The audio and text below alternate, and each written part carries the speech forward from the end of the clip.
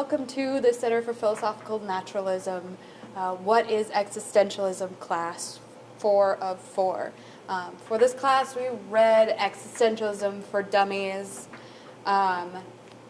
by Christopher Ponza and Gregory Gale. And I'm going to do a synopsis of chapters 12 to the end of the book.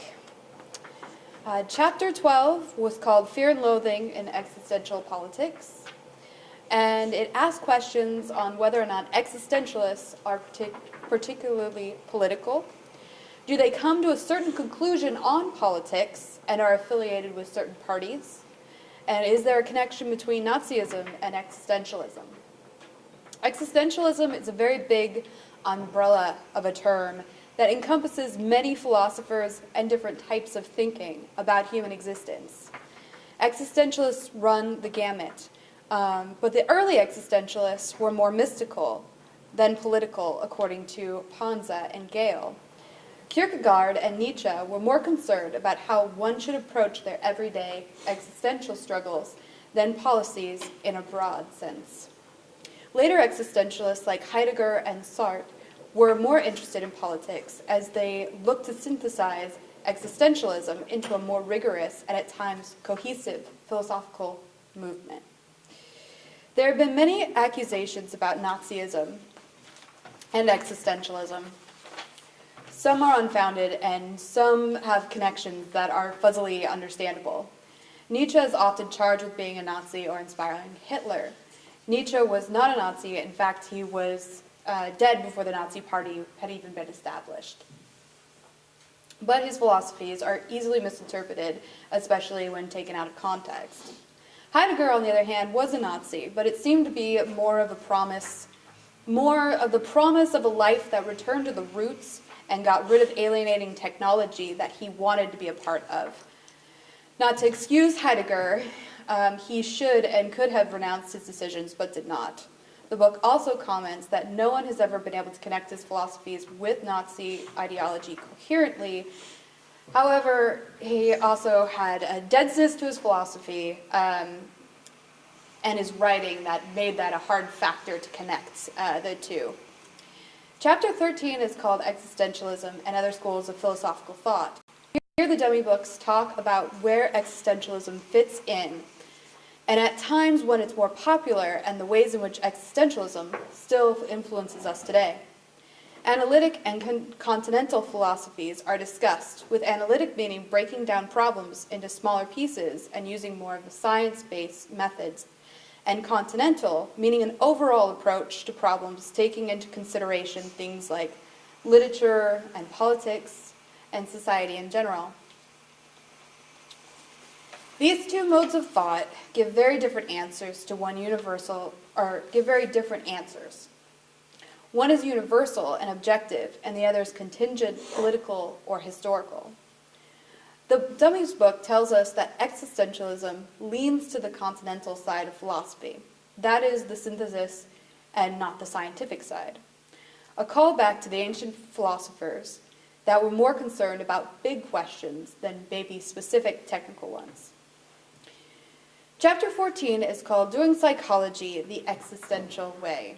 Existentialism changed the way that human beings were looked at in psychology, going from an object to be studied, as the book explains, like scientists would study a cow.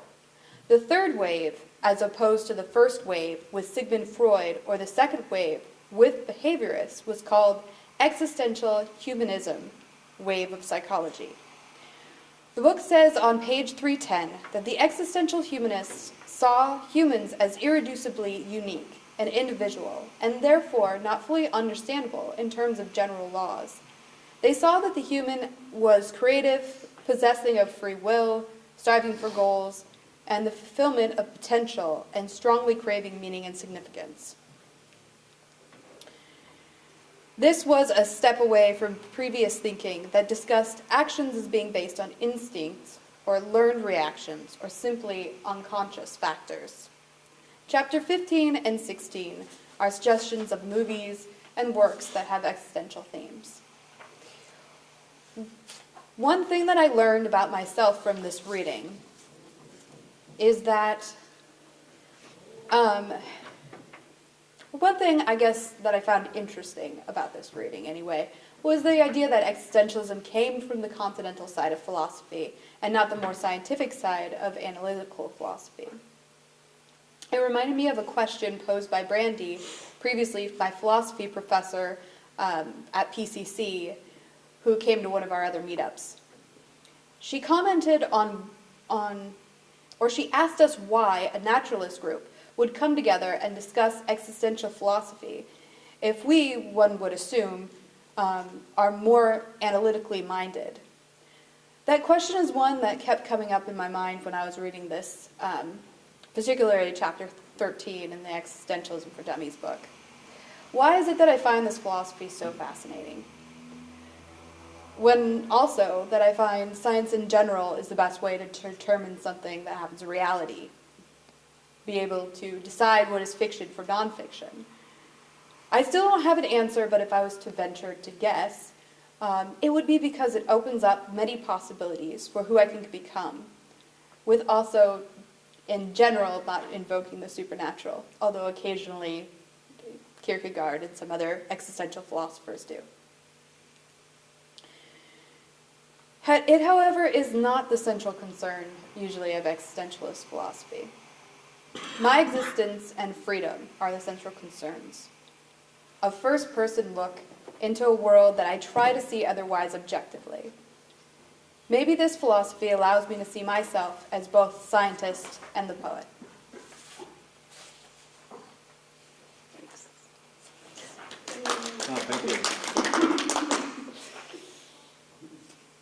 You know, to answer Brandy, the reason why we're studying it is because we don't know any better. We didn't know there's any problem here. Well, no, but I mean, you know, there's not really a problem, I guess is the point. You know, it kind of feels like there's, I don't want to say like two sides to life, because that I don't know, that feels wrong somehow to say. But at the same time, he said it kind of opens up all of these different possibilities for who I can be and who I can,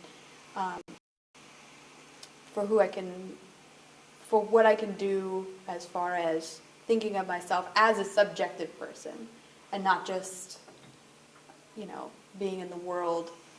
Because I think that's important too.